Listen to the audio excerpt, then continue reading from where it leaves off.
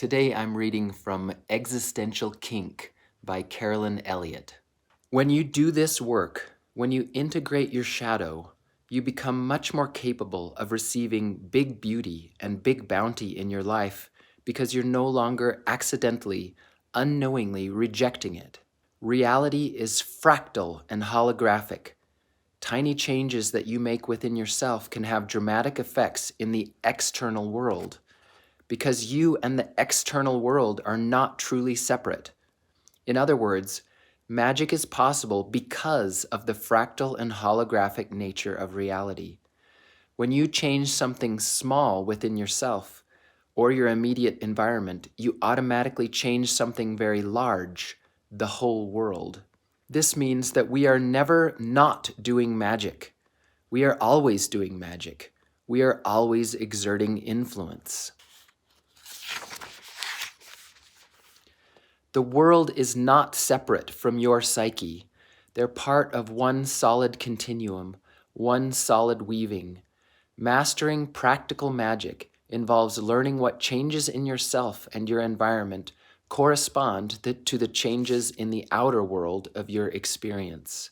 This has such transformative power because it deals with the integration of the conscious and the unconscious minds in a cutting-edge, rapid way. My own interpretation of this is not that it's necessarily magic, although I don't have a better word for it. I keep coming back to the fact that we are social beings, but humans are social beings in a way that is like mind-blowingly different than any other animal. No, I'm wrong. Ants and bees are like this. Like, how do the colony of ants or the hive of bees, how do they know what all the other individuals are doing? It's like there's a hive mind. Humans have a hive mind, in a way. We have our conscious selves and we have our subconscious selves. We are icebergs. There's a conscious part above the surface and there's a big, huge part underneath the surface. Our subconscious selves, that part below the surface, is connected to everybody else in a way that, by definition, we can't consciously comprehend it, but it's there. We are constantly having subconscious interactions and conversations with all the people around us, in our groups, with other groups. It ties together with the stories that we tell each other and the emotions that are captured in those stories. And so humans do have a hive mind. Our individualness, our separateness is an illusion.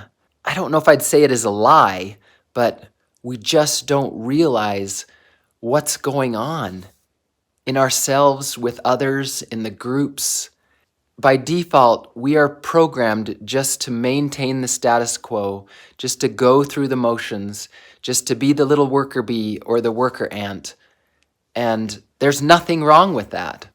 All of us are doing that to some degree, living out our lives in the matrix. But for those of us that have the courage to pull back the covers and stare at the terrifying, existentially mind-blowing stuff that is going on underneath the surface, it's really powerful and we can do amazing things. But just like everything in life, there is a cost. There's always a trade-off. I hope you'll join me in exploring what that cost and trade-off is. I come back to that scene in The Matrix. Red pill, blue pill. You've watched the movie, so you might think, I want the red pill every time. There's a cost. It's not easy to swallow the red pill.